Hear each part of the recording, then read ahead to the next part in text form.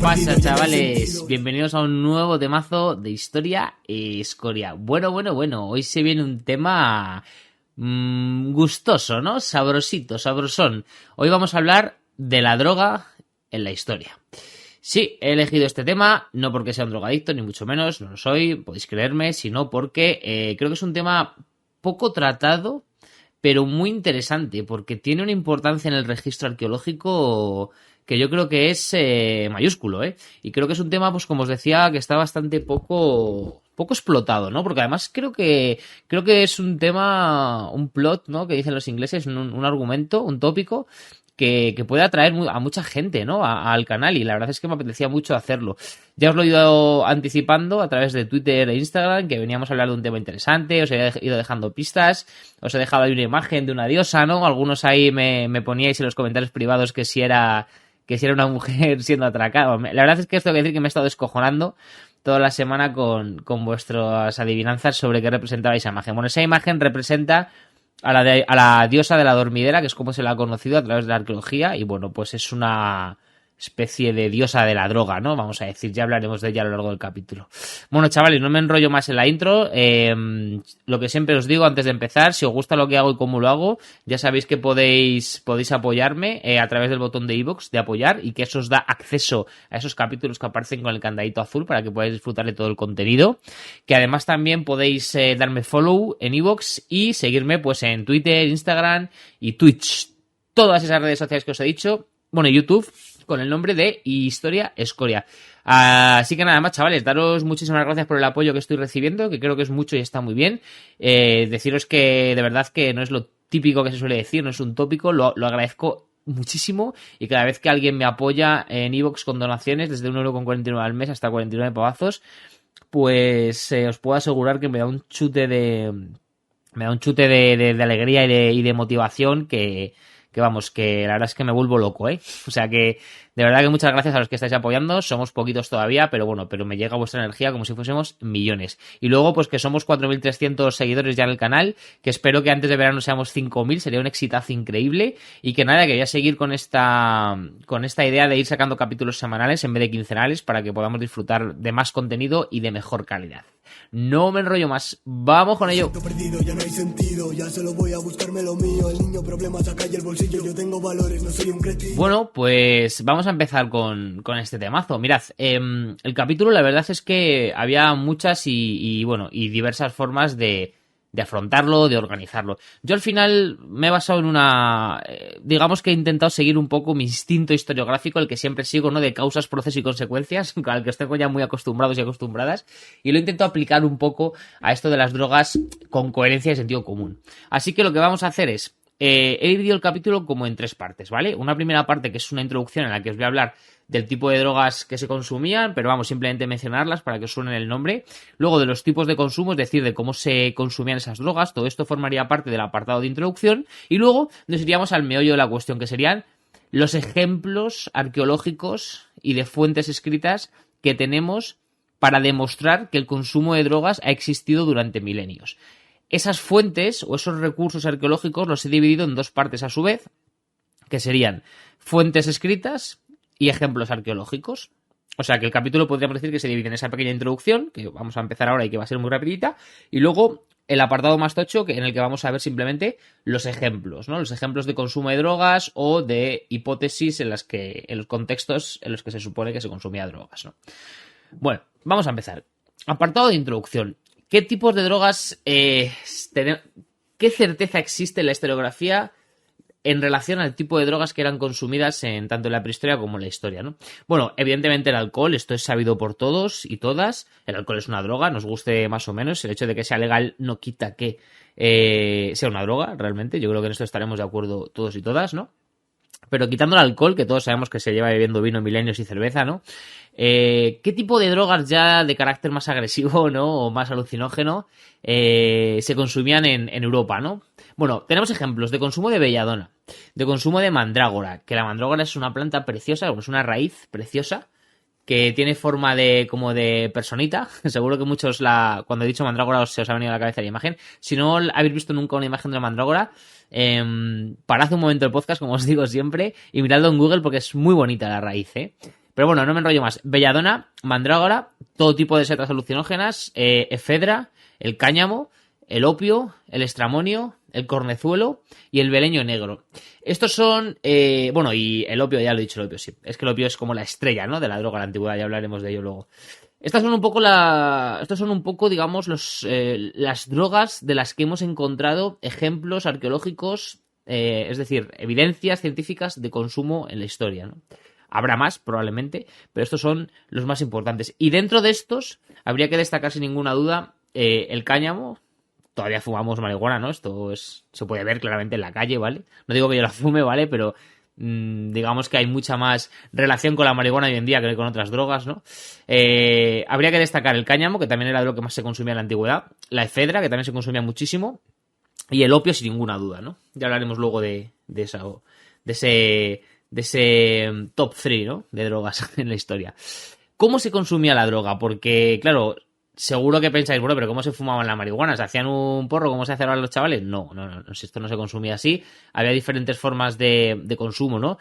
Había muchísimas y yo no puedo mencionar todas porque yo creo que ni siquiera se conocen, ¿no? Pero sí que había tres que eran un poco las más, digamos, las más clásicas, vamos a decir, ¿no? Las que más se usaban. Por los ejemplos, siempre que os digo cosas es por los ejemplos arqueológicos que nos han llegado, ¿vale? Estarían los fumitorios, que viene a ser lo que hoy en día conocemos por hacer un submarino, ¿vale? Perdóname la expresión, pero es que creo que no hay mejor forma de explicarlo. Creo que si digo hacer un submarino, no hace falta que diga nada más. Todo el mundo entiende perfectamente en qué consiste hacer un submarino. O sea, un fumitorio era simplemente una estancia cerrada sin ventilación en la que se ponían en brasas la droga que se quería consumir. La droga emitía el vapor correspondiente y entonces, pues en esa habitación cerrada donde no escapaba ese humo, pues todo el mundo aspiraba ese aire y, bueno, pues se colocaba, ¿no? Luego estaban las infusiones, que probablemente fuese una de las formas más comunes de consumir droga, porque además es, como os podéis imaginar, perdón, es una de las más fáciles. Y luego estarían los emplastos. ¿Qué son los emplastos? Bueno, me puedo poner aquí en plan súper científico a explicar cómo se realiza un emplasto, los procesos químicos que él conlleva, etcétera, etcétera. Pero es una crema, ¿vale? Vamos a simplificarlo y por favor que nadie se me enfade si hay un científico escuchándome. A mí me gusta de este podcast que intentamos divulgar no para profesores universitarios, sino para la gente, que yo creo que es a la que hay que enganchar a la historia, ¿no? Es decir, por hacer un resumen, fumitorios, hacer submarinos, infusiones, esto no creo que no necesita explicación, todo el mundo se ha hecho un té alguna vez, y emplastos, cremas, fabricación de cremas que se aplicaban a través de la dermis y, bueno, pues colocaban a las personas. Bueno, hasta aquí llegaría el apartado de introducción que, como os había anticipado, va a ser muy cortito y solo quería mencionar esto, el tipo de drogas más comunes que se consumían y las formas de consumirlas. Ahora nos vamos a ir al meollo, que son las fuentes. Es decir, todos los ejemplos arqueológicos o de fuentes escritas que nos han llegado hasta hoy en día, que hablan, si es que son fuentes escritas, sobre el consumo de drogas o, digamos, un contexto arqueológico en el que encontramos evidencias claras de que ha surgido o ha habido un consumo de drogas, ¿no? Vamos a empezar con las fuentes principales porque aquí hay tema y además bastante interesante. ¿Qué fuentes tenemos? O sea, ¿cuáles son las fuentes escritas más antiguas que nos hablan del consumo de drogas? Bueno, tenemos autores grecolatinos para parar un tren que hablan ya del consumo de drogas. Es sabido, ¿no? El gusto de los romanos y los griegos por el alcohol y por las drogas. Y bueno, pues lógicamente cada vez que tenían constancia de esto, pues lo dejaban escrito, ¿no? En muchos casos. Pero también tenemos ejemplos sumerios, de Mesopotamia, en tablillas de arcilla. Bueno, vamos a ver todas un poquito. Vamos a empezar con las fuentes escritas. Mirad, uno de los ejemplos escritos, de las fuentes escritas más interesantes que tenemos, tiene una antigüedad de aproximadamente el 3000 a.C., o sea, fijaros que estamos hablando casi de la prehistoria, ¿no? Y tiene que ver con el opio, ¿vale? Al opio me voy a referir a él como opio o planta de la dormidera, porque, bueno, lo voy a ir cambiando para no repetir mucho la palabra opio, pero que sepáis que me refiero a lo mismo, básicamente. Yo entiendo, ¿vale?, que desde una perspectiva biológica habrá diferencias en cuanto a la nomenclatura latina y tal, pero yo, perdónenme, no las voy a seguir. Como os digo antes, a mí me gusta divulgar para la gente, ¿vale? Entonces, respecto al opio, hay una fuente escrita muy antigua, datada en el año 3000 a.C., que es una tablilla de cerámica sumeria, escrita en lenguaje cuneiforme, que parece referenciar efectos narcóticos de la planta. Es decir, es como una tablilla de cerámica. La información que he encontrado es que es eso, ¿no? Es como una tablilla de cerámica donde se ha escrito un poco las consecuencias de consumir esta droga.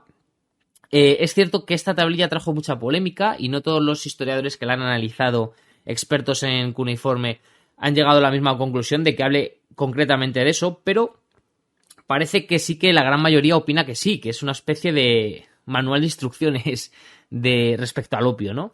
Está datada en el 3000 a.C., lo cual ya nos hace entender que ya había una cierta cultura del consumo de opio, porque si no, ¿por qué va a surgir la necesidad de dejar escrito qué efectos produce, ¿no?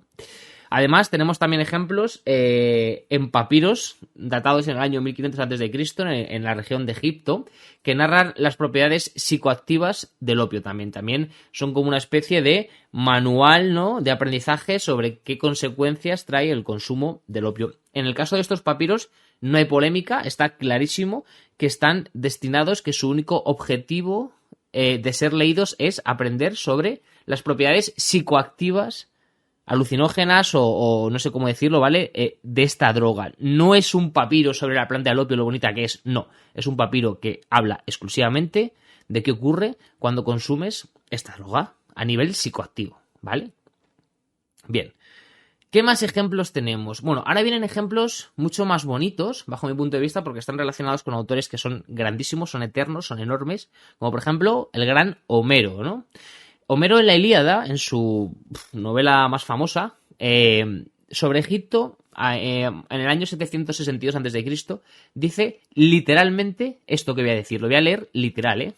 Dice, el país donde el suelo fecundo produce más drogas, cuyas mezclas sin fin son mortales las unas, las otras saludables, mas todos los hombres allí son expertos como nadie en curar, porque traen de peán su linaje.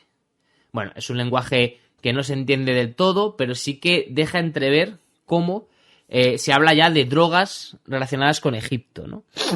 Perdón. ¿Cómo se habla de drogas? Perdón, es que estoy un poquito constipado. ¿Cómo se habla de drogas relacionadas con Egipto? Esto ya pues nos da una pista, ¿no? El hecho de que en la Ilíada de Homero ya se mencione la droga hace que entendamos que la droga era una realidad, al menos su consumo, para conseguir esa satisfacción psicoactiva, ¿no?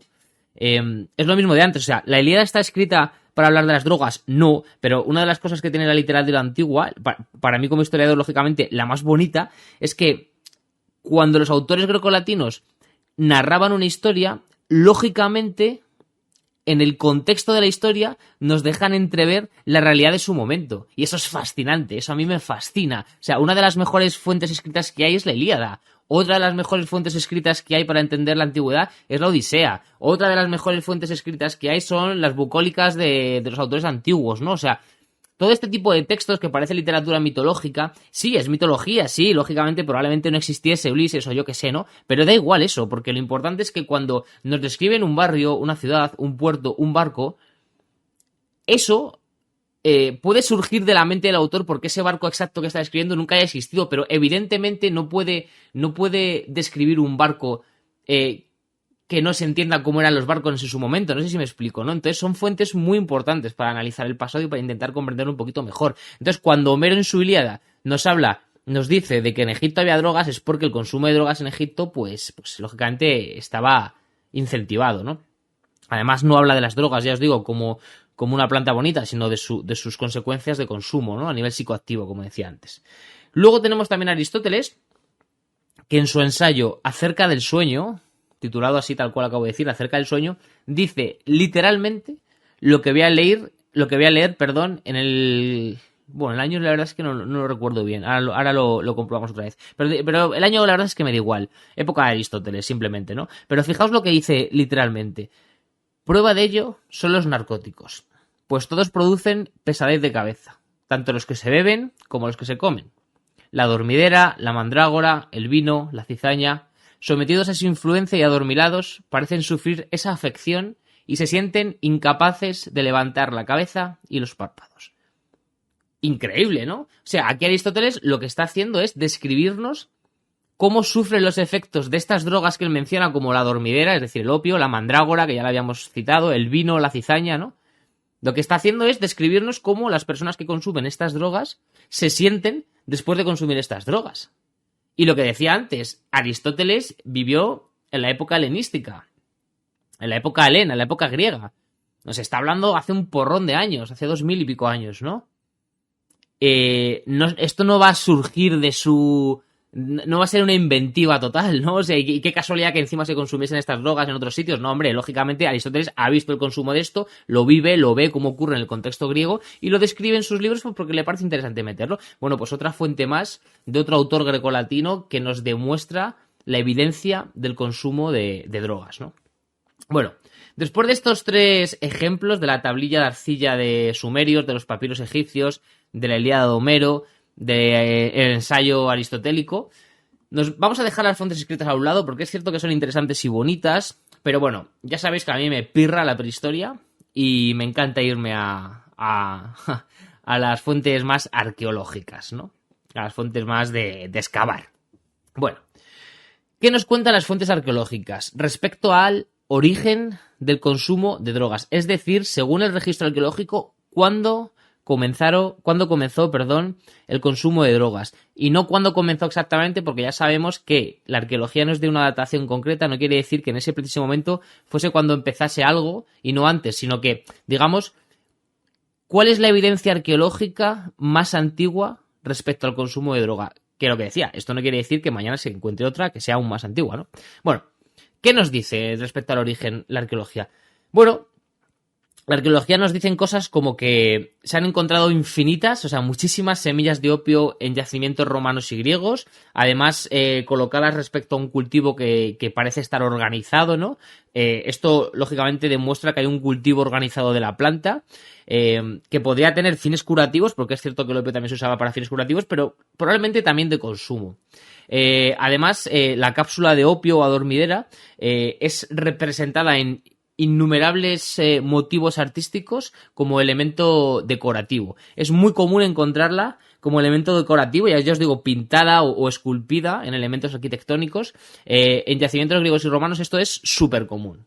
Así que se podría concluir con todos estos ejemplos que realmente la edad antigua, que sería la primera edad de la historia, como ya sabemos, ¿no? En la edad antigua el consumo de opio en este caso ya está muy consolidado. Muy consolidado, porque aparece, ya os digo, aparece representada en el arte, hay ejemplos reales de cápsulas de opio para ser consumidas encontrados en yacimientos, ejemplos de cultivos de opio organizados y sistematizados, ¿no? Bueno, hay una cosmovisión, ¿no? Una estructura creada alrededor de la cultura del opio que nos habla ya de que es una droga que realmente ya está consolidada como droga. Esto... Lo que tenemos que sacar de esto es que si algo ya está consolidado es que viene de tiempo atrás trabajándose. Por lo tanto, todo ello parece indicar que la familiarización con las drogas venía del pasado. Por ello, se piensa que las primeras experiencias con la droga surgieron durante la prehistoria y no en la edad antigua. Es decir, que el origen del consumo de las drogas pertenece a la prehistoria. Así que la siguiente pregunta sería, bueno, ¿qué ejemplos prehistóricos de consumo más antiguos tenemos, ¿no?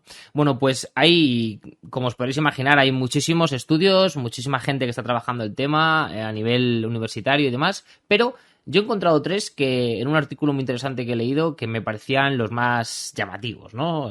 Sin ninguna duda. Tenemos un primer ejemplo de consumo prehistórico de opio, en la denominada como Cueva de los Murciélagos, en la que se encontró en un enterramiento de cadáveres un ajuar, es decir, la ofrenda con la que se entierra el difunto o la difunta, un ajuar compuesto de cápsulas y semillas de opio.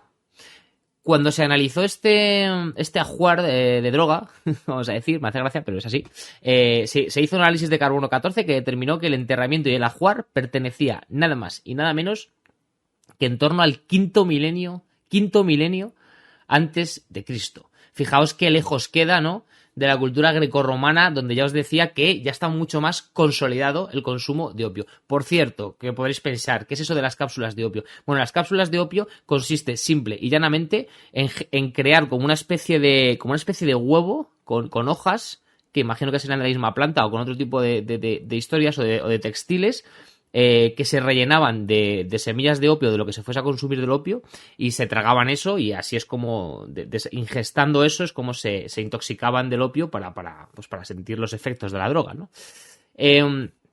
Además, aparte de esta cueva de los murciélagos en la que se encuentran este ajuar, ¿no?, este ajuar de cápsulas de opio, a partir de estos estudios se empezaron a encontrar un montón de ajuares relacionados con la droga del opio, prehistóricos, tanto en España como en Córdoba, o sea, como en Italia, como en Siria, bueno, en un montón de países remotos unos de otros, pero en los que se ve un nexo común, a pesar de la distancia, que es meter en el ajuar funerario cápsulas de opio, ¿no? Esto además es interesante porque ya lo analizaremos después, pero parece haber una relación muy importante entre las cápsulas de opio y la muerte. No sabemos hasta qué punto existe esa relación, pero todo parece indicarlo, ¿no? Es interesante que los ajuares de opio pues estuviesen muy presentes en los ritos funerarios o en los ajuares de los difuntos en la prehistoria, ¿no? Otro ejemplo, ya no relacionado con el opio, sino con la efedra, lo encontramos en la cueva de Sadinar, en Irán. Fijaos qué lejos queda, ¿no? Y lo más llamativo de este ejemplo no es tanto la distancia o la posición geográfica, sino la cronología. O sea, este ejemplo de consumo de efedra está datado en el 60.000 antes de Cristo. Aunque es cierto que, en este caso, probablemente por la distancia cronológica, existe muchísima controversia respecto a determinar si estos restos de efedra realmente formaban parte de una ofrenda floral como mero elemento decorativo o si era un tributo al consumo, ¿no? ¿Por qué pudiera ser un elemento decorativo y por qué no se tiene en cuenta esto con el opio? Bueno, porque el opio en sí mismo lo que se consume es feo, no es nada artístico y nunca se usa para ello a nivel floral. Sin embargo, la efedra es un arbusto muy bonito que sí que tenemos ejemplos de otros casos, de otros enterramientos en los que sí se usaba como elemento decorativo del difunto, ¿no? Entonces aquí existe la controversia en este caso concreto de si en este contexto exacto estaba utilizado como elemento decorativo o como un tributo al consumo, vamos a decir, ¿no? Otro ejemplo de origen del consumo prehistórico de la droga lo tenemos relacionado con la archiconocida marihuana, datado este ejemplo en el 3000 a.C. Y bueno, es cierto que, por ejemplo, en el abrigo de los carboneros en Murcia, en esta cueva, hay atestiguado el uso del cáñamo como textil, como elemento textil para la elaboración de ropas, ¿no?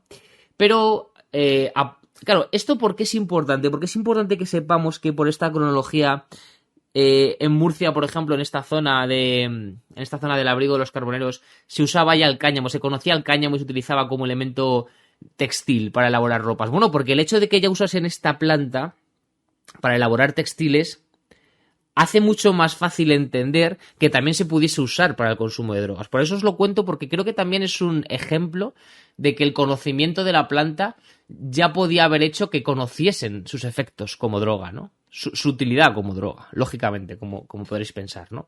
Pero el ejemplo importante no está en Murcia, está en Siberia, fijaos si nos vamos lejos, y tiene que ver con el pueblo escita, en las tumbas de Pazyryk. Pazyryk, escrito P-A-Z-Y-R-Y-K, datado en el IV siglo antes de Cristo, y es que junto a dos cadáveres, uno de un hombre y uno de una mujer, se hallaron a través del registro arqueológico dos braseros de meter brasas, vamos, llenos de semillas de marihuana. En este caso, por ejemplo, no hay ningún tipo de controversia ni de duda. Evidentemente, cuando tú metes semillas de marihuana en un brasero es para que las semillas se quemen, suelten su vapor y ese vapor sea consumido y la gente pues se coloque. Perdóname la expresión, pero no tiene otro sentido, ¿vale? O sea, y además es sabido que esto, que nadie lo haga, ¿vale? Pero si tú coges semillas de marihuana y las quemas y inspiras el humo, pues te acabas fumando, que se dice coloquialmente, ¿no? Ya sé que se hace con la flor, pero también produce efectos la semilla, ¿vale? Seguramente que alguno de los comentarios me digan, no, se hace con la flor, tal, ya, sí, pero también con la semilla se puede hacer, aunque el efecto no es tan potente, ¿no? Que lo he mirado, ¿eh? Bueno, a esto además sumémosle, relacionado con el pueblo escita, como estábamos comentando este ejemplo siberiano, sumémosle, vamos a volver un poco a las fuentes escritas, pero solo para este trozo y porque tiene que ver con este relato de Heródoto, de nuestro amigo Heródoto, vamos a sumarle un relato de Heródoto que hizo una especie de etnografía de los escitas, ¿no? Fijaos este cachito que he cogido de 6 líneas que os voy a leer, ¿qué nos cuenta Heródoto de los escitas? Dice, los escitas toman la semilla del susodicho cáñamo, se deslizan bajo los toldos de lana y acto seguido arrojan la semilla sobre las piedras candentes. A medida que la van arrojando, la semilla exhala un perfume y produce tanto vapor que ningún brasero griego podría superar semejante cantidad de humo. Entonces, los escitas, encantados con el baño de vapor, prorrumpen en gritos de alegría. Esto les sirve de baño, pero resulta que jamás se lavan el cuerpo con agua. Que jamás se lavan el cuerpo con agua. Fijaros cómo describe, ¿no? Cómo nos describe, de qué manera tan maravillosa. Qué bonita es la literatura antigua. Es que a mí, os juro que leer estas cosas, de verdad os lo digo con el corazón en la mano, me pone los pelos de punta. Porque es que esto lo escribió Heródoto, entonces es como si yo me trasladase, ¿no? 2500 años atrás y leyes y fuese Heródoto viendo eso, ¿no? Yo no sé, igual se me está yendo la pelota, ¿vale? Y os estáis descojonando escuchándome, pero os prometo que a mí leer textos tan antiguos en el 2021 con el conocimiento que tenemos del pasado me produce mucha emoción, ¿eh? De verdad, muchísima emoción. Bueno, que se me va la pinza. Fijaos cómo nos describe Heródoto, ¿no? Cómo los escitas consumían marihuana. Describe perfectamente, conecta perfectamente con el ejemplo arqueológico de las tumbas de Pacific de Siberia, en las que se encontró, ¿no?, un habitáculo con braseros, con semillas de marihuana. Es que lo describe perfectamente, cuadra. Podemos afirmar, ¿no?, que los escitas consumían semillas de marihuana en braseros, lógicamente. Bueno, y ahora nos iríamos a un apartado interesante, sin ninguna duda, y es ya no, digamos, poner sobre la mesa si el consumo empezó en la prehistoria o en la historia. Está claro que empezó en la prehistoria, eso no lo discute nadie. Pero nos vamos a ir a los ejemplos artísticos de representación de las drogas. ¿Por qué? Bueno, a mí, cuando los seres humanos de la prehistoria, para mí, esto es una opinión personal mía como historiador, pero creo que muchos y muchas vais a coincidir conmigo, ¿no? Cuando nuestros amigos y amigas de la prehistoria decidían representar algo en los abrigos de sus cuevas o en otros motivos artísticos, ¿estamos de acuerdo en que lo hacían porque para ellos era algo importantísimo en su sociedad? Yo creo que sí, ¿no? O sea, yo creo que nadie... a ver, evidentemente habrá pintaditas por las paredes que sean pues tonterías como hacemos hoy en día, pero cuando eran elaboradas, cuidadas, con los colores, bien organizadas, muy grandes, en los que se ve que había un esfuerzo y un tiempo invertido, nadie invierte ese tiempo en la prehistoria con todas las cosas que hay que hacer, si no es porque quieres simbolizar algo importante, ¿no? Bueno, pues las drogas fueron muy representadas, artísticamente hablando, en la prehistoria. Mirad, tenemos un ejemplo de la segunda mitad del segundo milenio antes de Cristo, fijaos si ha llovido, ¿no?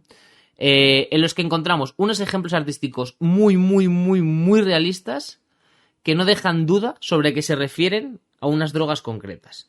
Todos los casos representan un contexto religioso o ceremonial en los que normalmente se representa la dormidera o el opio en formato cápsula. En casi todas estas ocasiones, además, hay que sumarle otro nexo común, aparece, ahora sí, una divinidad femenina. Sobre todo en los ámbitos micénicos donde hacen este tipo de arte. Esta divinidad femenina es la que comentaba al principio del capítulo y con la que también os he estado rayando en Twitter y en Instagram, que es esa escultura de esa mujer con los brazos levantados y los ojos cerrados. Esa mujer tiene, si os fijáis, una coronita con 3 cápsulas de dormidera en la cabeza. Y es por eso que los autores, los historiadores, la han denominado como la diosa de la dormidera. Lógicamente esto es un podcast y no estáis viendo nada de lo que estoy diciendo, pero os voy a colgar la imagen en las redes sociales y en la comunidad de iVoox para que mientras escucháis el podcast podáis verla y saber a qué me refiero. Una vez que la veáis mientras me estáis escuchando os vais a dar cuenta enseguida de qué es una cápsula dormidera, porque es lo que más llama la atención de la escultura. O sea, de la escultura llama la atención 2 cosas. Que la divinidad tiene los ojos cerrados, lo cual representa cómo te deja el opio cuando lo consumes, y la corona de cápsulas de dormidera. O sea, en la cabeza, que siempre se representa como la parte más importante de las divinidades y de las personas, por eso las coronas van en la cabeza y no en el pie, ¿no? Porque es la parte más importante. Y como la corona de esta diosa es una corona, compuesta por cápsulas de dormidera. Llama mucho la atención esto, ¿no? Esta representación artística que, como os digo, datadas en torno a la segunda mitad del segundo milenio antes de Cristo. Bueno, además, uno de los casos de estas figuras se encontró, de esta diosa de la dormidera, fue encontrada en un espacio subterráneo, en una excavación arqueológica, en un santuario cretense, por la zona de Gazi, si no sabéis dónde está, buscarlo en Google Maps, sobre el año 1300, como os decía, ¿veis? Segunda mitad del segundo milenio antes de Cristo, el año 1300 antes de Cristo, en el que además se encontraron al lado de esta escultura, o sea, lo que se encontró, vamos a hacer un pequeño resumen, que creo que lo estoy explicando súper mal esta parte, o sea, lo que se encontró fue un habitáculo subterráneo excavado a posta, no creado naturalmente, sino artificialmente, excavado en el subsuelo, una especie de entradita que llegaba a una especie de cuevita, y en esa cueva, en el año 1300 a.C., datado en ese año, mejor dicho, se encontró una estatuilla de la diosa de la dormidera, pero es que encima, al lado de la estatuilla, se encontraron restos de carbón incinerados. Esto se llegó a pensar que pudiera ser una estancia, digamos, dedicada al consumo de la droga de la dormidera. De una forma de inhalación de los vapores, más que por cápsulas. Precisamente por eso, ¿no? Por el carbón carbonizado. De hecho, como os decía antes, la propia divinidad aparece de nuevo con los ojos cerrados, lo que podría ejemplificar, como os decía, pues uno de los síntomas del consumo. Este ejemplo es muy interesante, ¿no? Porque, claro, se encuentra el habitáculo en el subsuelo. Se encuentra una estatuilla de la diosa de la dormidera. Y encima se encuentran restos de carbón carbonizado. La pena es que no se ha encontrado restos de la dormidera en ese carbón carbonizado. Pero claro, es que han pasado 4.000 años casi. Entonces es normal que esos restos que son orgánicos no hayan llegado hasta nuestros días. Pero todo parece indicar que, digamos, todas las pruebas apuntan a que en ese habitáculo se consumía drogas, ¿no? O sea, eso yo creo que queda bastante claro. Y joder, me emociona mucho, ¿no? Que se junte justo habitáculo hecho artificialmente con estatuilla de la diosa de la dormidera con carbón carbonizado, valga la redundancia, ¿no? Bueno, después de esto nos iríamos ya casi al último apartado de pruebas de este capítulo, que serían los análisis microscópicos realizados a utensilios y demás material arqueológico de consumo, vamos a decir, ¿no? Bueno, se han encontrado ejemplos ya en otros, nos vamos a ir a otros continentes y otras cosas, ¿vale? Pero, bueno, este seguro que ya os lo imaginabais, pero consumo de hoja de coca en la zona andina, muchísimos ejemplos, pero llama la atención el hallazgo en momias de bebés y fetos, lo cual puede demostrar la transmisión a través de la sangre o de la leche materna, porque seguramente no es que las madres diesen a los bebés, ¿no?, hojas de coca, sino que simplemente las madres lo consumirían probablemente y a través de la leche materna les llegaría al bebé, o en el caso del feto que no llegó a nacer, pues a través de la propia sangre, ¿no? Por eso no es buena idea consumir drogas si estás embarazada, ¿no? Además, un ejemplo también muy curioso de la zona andina son unas muestras microscópicas capilares que se encontraron de una momia de una mujer andina que rondaba en torno a los 30-40 años, entre los 30 y los 40, y es que se le encontraron restos capilares de nicotina. Y además se encontraron pipas de fumar también con restos de nicotina datadas en el primer milenio antes de Cristo. Lo cual, pues aquí hablamos ya de otra de las drogas estrella del siglo XXI, que es el tabaco, ¿no? Que también, aunque sea legal, no deja de ser una droga, lo digo que el alcohol, ¿no? Creo que en esto estaremos de acuerdo. Más ejemplos de otro tipo de contextos geográficos, no europeos o de otro tipo de cosas, ¿no? A nivel microscópico, siempre en este apartado. Bueno, resultados positivos de THC. El THC no lo voy a pronunciar lo que significa esta sigla porque es horrible, pero es como tetrahidrocannabinoide o algo así, ¿vale? Pero bueno, el caso es que tiene que ver con la marihuana, o sea, esto lo que demuestra es que había consumo de marihuana, el THC, ¿vale? Bueno, pues hubo resultados positivos en un análisis de THC en una cazoleta de pipa, de una pipa de fumar, recuperada en el castillo de Llobregat de Barcelona, datada entre el siglo XI y XII después de Cristo. O sea, aquí hablamos de Edad Media, ya nos vamos de la prehistoria, ¿no? Esto demuestra que el consumo de cannabis, lógicamente, no era algo exclusivo del mundo árabe.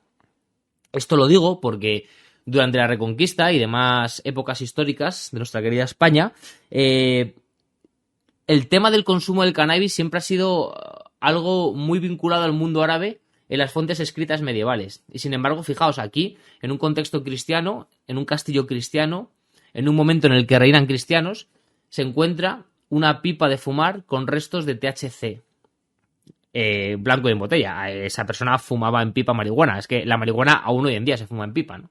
O sea, que podemos decir que la Edad Media cristiana española se fumaba marihuana ya. Esto no es algo de hoy en día, ¿no? Me parece que con los videoclips de raperos y tal, pero no, esto lleva ocurriendo un tiempo, ¿no?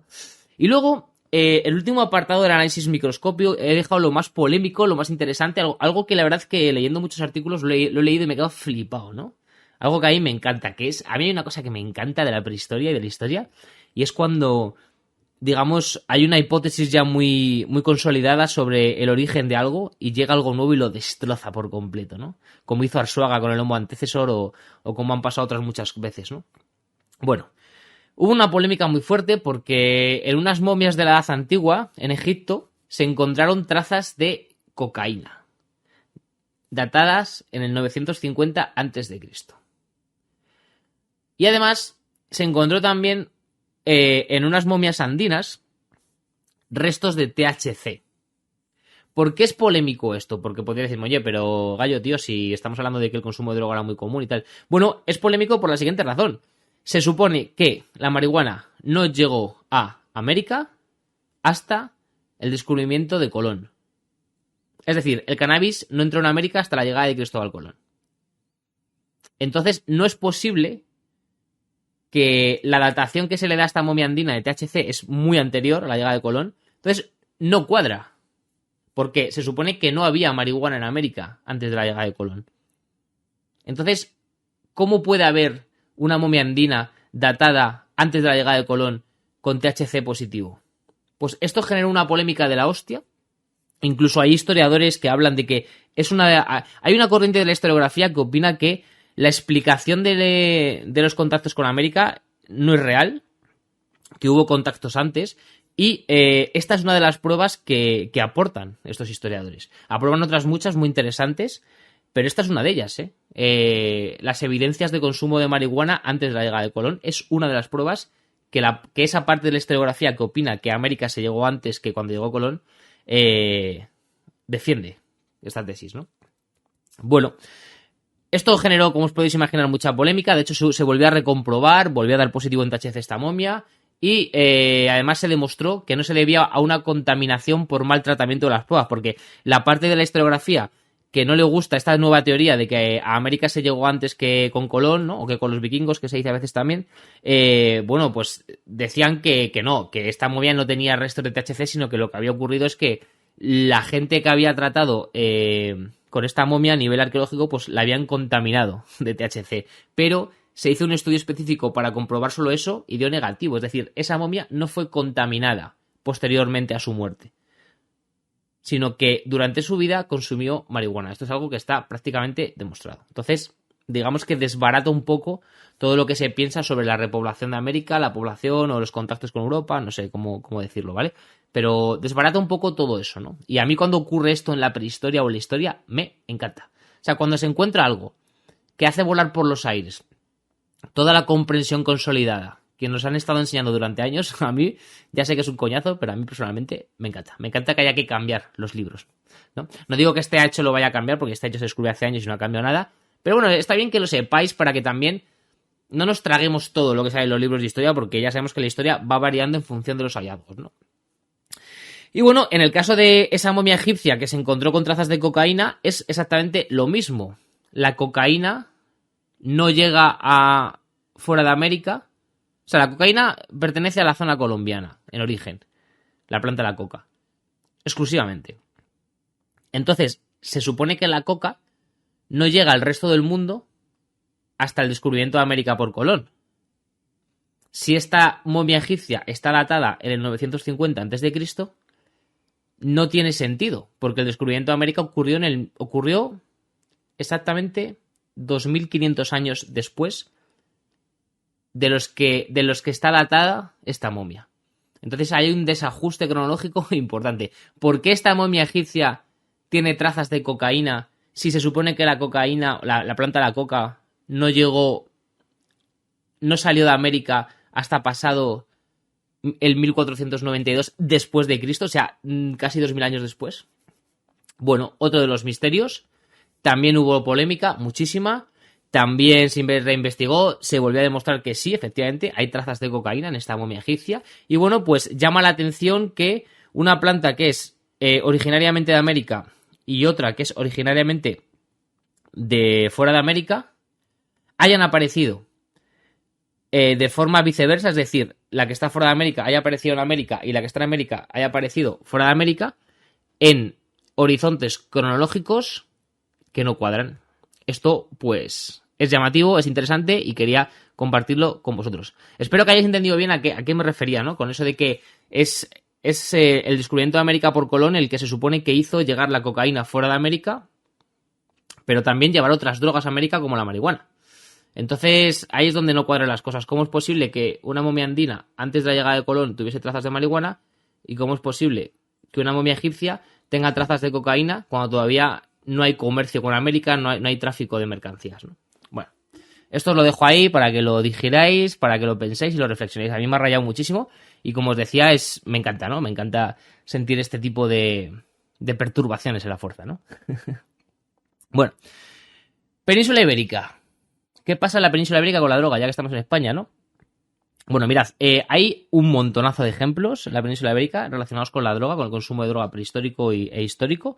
Pero bueno, a mí me gusta destacar dos que he encontrado y sobre todo porque tienen un nexo en común que me encanta. Uno de ellos es la cueva sepulcral de Calvari d'Amposta en Tarragona, datada en el tercer milenio a.C., o sea, prehistoria pura y dura. Y lo que se encontró aquí fue una cazuela en la que se había fermentado cereal, es decir, creado una cerveza, pero a la que se le había añadido un compuesto alucinógeno. Esto se conoce como poción alucinógena y llama la atención porque era un compuesto de cerveza e iosciamina, a ver si lo he pronunciado bien, creo que sí, y tenía pues propiedades embriagadoras por la cerveza, pero también alucinógenas por este compuesto, ¿no? Lo llamativo en sí mismo no es que se drogasen con esto, sino que además en otra necrópolis de las Ruedas, en el núcleo vaquio romano de Pintia, en el segundo antes de Cristo, por la zona de Valladolid, si no me equivoco, pues se encontró exactamente lo mismo. Una caceruela, una cerámica, en la que se había hecho una mezcla de un fermentado de cereal, es decir, de cerveza, e iosciamina. ¿Por qué es llamativo esto? ¿Por qué es importante? Bueno, fijaos, son zonas muy lejanas, sobre todo teniendo en cuenta el contexto de la prehistoria, en el que pues viajar no es como ahora, ¿no? Que en 3 horas te vas de Madrid a Valencia. Uno estaba en Tarragona y otro por la zona de Valladolid, como os decía, entonces había una distancia geográfica importante, ¿no? Sin embargo, el consumo de esta droga, de esta poción alucinógena, era exactamente igual. Era cerveza e iosciamina. Esto llama la atención porque en ambos casos es encontrado en un contexto funerario. La misma poción de cerveza y iosciamina. Esta poción psicotrópica, ¿no? Y además también se encuentra otro ejemplo de la misma mezcla de cerveza con este compuesto alucinógeno en Prats, Andorra.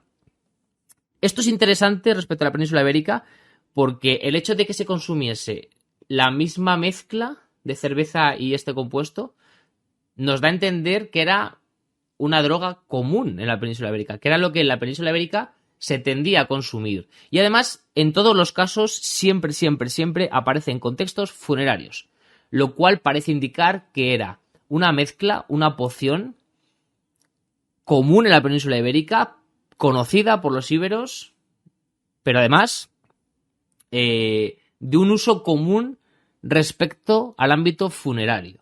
Estaba muy vinculada a la muerte esta poción, ¿no? Bueno, dicho este último apartado de la península ibérica, vamos a hablar de las conclusiones y con esto cerramos el capitulazo. He hecho 3 conclusiones muy básicas. Yo esta vez, después de meteros una hora de chapa de la guerra del Peloponeso con el último capítulo, quería hacer un capítulo que no pasase los 50 minutos. Creo que lo he conseguido. No estoy seguro porque no estoy mirando el tiempo mientras hablo. Solamente estoy flipando aquí con mis apuntes, ¿vale? Espero que no. Así que he hecho unas conclusiones muy básicas, que son 3, las voy a decir muy rápido y vamos a cerrar el capitulazo. La primera de las conclusiones. Podemos afirmar, sin miedo a equivocarnos, que el consumo de drogas se inició en la prehistoria. Creo que ha quedado ultra mega hiper demostrado durante este capítulo. Creo que con esto no hay nada más que añadir, ¿no? El opio, como segunda conclusión, el opio es la estrella de las drogas en la historia de la prehistoria. Ha sido la droga más consumida, sin ninguna duda.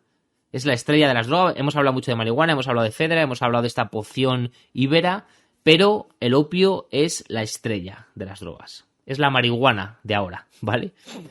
Y como última conclusión, quizá la más importante y por eso la última, que nadie pierda de vista la relación que existía entre la droga y el rito funerario. Sin miedo a equivocarme, puedo asegurar que el 90% de los ejemplos arqueológicos que he citado a lo largo de este programa con la droga están vinculados a la muerte. Es muy probable que la droga se utilizase como un elemento vinculante a la muerte, como un elemento conductual hacia la muerte a través del rito funerario. Es probable que el rito funerario que realizasen esas personas de la prehistoria y de la incipiente historia, es muy probable que en ese rito se utilizase la droga como elemento pontífice, como elemento vinculante con el muerto, como una parte del camino a la muerte, ¿no? Entonces, quizá esa es la explicación más común que tuviese la droga en el ámbito de la prehistoria y de la historia antigua, ¿no? Una vinculación enorme a la muerte. Y bueno, esto es lo último con lo que me gustaría que os quedaseis del capítulo, la relación entre la muerte y la droga, no en el sentido actual de que si te drogas te mueres, sino que la droga era importante para elaborar un rito funerario en torno al difunto, ¿no? Y bueno, chavales, no os aburro más, no hablo más, que creo que ya he hablado bastante. Lo que siempre os digo, por favor, si os mola lo que hago y cómo lo hago, ya sabéis que me podéis apoyar en el botón azulito de iVoox. Ya sabéis que tengo Twitter, Instagram, bla, bla, bla, todo eso que digo siempre. Y nada, chavales, que espero que hayáis disfrutado muchísimo este capitulazo. Yo lo he hecho con muchísima ilusión y muchísimo interés. De verdad que yo me dejo el alma en cada capítulo. A veces os gustaré más, a veces os gustaré menos. Pero no tengáis duda de que lo hago con un amor por divulgar historia que en pocos podcasts vais a encontrar, ¿vale? Sin despreciar a nadie, que hay podcasts buenísimos de historia que yo escucho a diario y que son maravillosos. Pero yo, la motivación y la ilusión que le pongo y lo que me gusta que os guste, de verdad que no tiene precio. Así que nada más que deciros, chavales. Nos vamos a ver ya la semana que viene. Ya sabéis que ahora ya saco capítulo semanal porque he dejado todo lo demás que tenía. Me voy a intentar centrar mucho en Historia Escoria y le quiero dar un salto de calidad y de importancia potente. Así que si os mola esto, pues aparte de apoyar y todo eso, pues ya sabéis que también otra forma buenísima de ayudarme es recomendarme a vuestros amigos y a vuestras amigas. Bueno, chavales, que no os aburro más, que soy un pesado. Nos vemos la semana que viene con otro capitulazo. Un besote. ¡Mua! Chao, chao. Me quiero marchar de este mundo sabiendo que dejo mi huella. Y otra vez que me bajo yo solo al río, si me tato a mi vera me encuentro perdido, vivo en invierno, no voy a morir de frío, yo ya he sufrido, ahora voy por lo mío, y otra vez que me bajo yo solo al río, si me tato a mi vera me encuentro perdido, vivo en invierno, no voy a morir de frío, yo ya he sufrido, ahora voy por